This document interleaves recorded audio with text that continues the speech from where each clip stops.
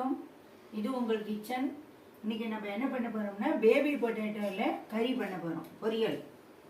அதுக்கு ஒரு 2 ஸ்பூனு எண்ணெய் விட்டுக்கிட்டோம், கடலை எண்ணெய் விட்டுக்கிட்டோம், சன்ஃப்ளவர் ஆயில் விட்டுட்டோம். அதுக்கு என்னென்ன தேவைன்னா கடுகு,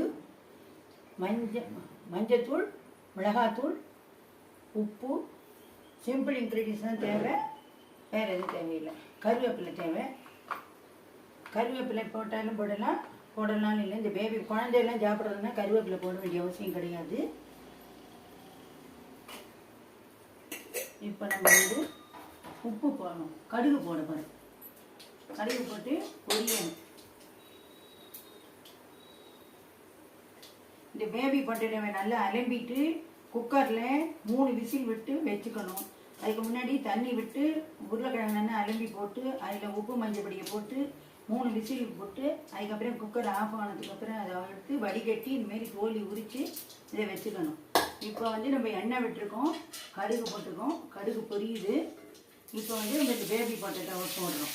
போட்டுட்டு இதில் மஞ்சத்தூள் போட்டதுனால மஞ்சத்தூள் வேண்டாம், மஞ்சத்தூள் இருக்குது. உப்பு என்னது தண்ணியில் பாதி உப்பு போயிருக்கும், அதனால உப்பு மட்டும் நம்ம போட்டுக்கணும். திட்டமாக எவ்வளோ வேணுமோ அதை போட்டுட்டு மிளகாத்தூள் போட்டுக்கணும், தனி மிளகாத்தூள் இது போட்டுக்கணும். இது காஷ்மீரி சில்லி. நம்ம வீட்டில் அரைக்கும்போது மிளகாத்தூளோட காஷ்மீரி சில்லியும் வாங்கி அரைச்சிட்டோம்னா இனிமேல் தனித்தனியாக போட வேண்டாம். குழந்தைகள் சாப்பிட்றதுனால அதுக்கு கருவேப்பிலையோ பெருங்காயமோ எதுவும் தேவையில்லை. இது நல்லா ஒரு பரட்டி இந்த பச்சை வாசனை போன உடனே இதை ஆஃப் பண்ணிடணும். இதுக்கு ஒரு பொட்டு அந்த பொடி போட்டுக்கணும் இல்லையா, அந்த பொடியுடைய வாசனை போட்டுக்காக ஒரு ட்ராப், ஒரு 2 ஸ்பூன் அளவுக்கு ஜாத்தை விட்டு இப்படி நல்லா பரட்டணும்.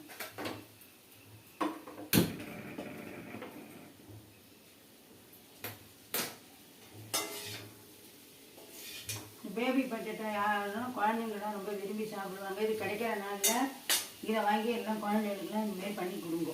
இல்லை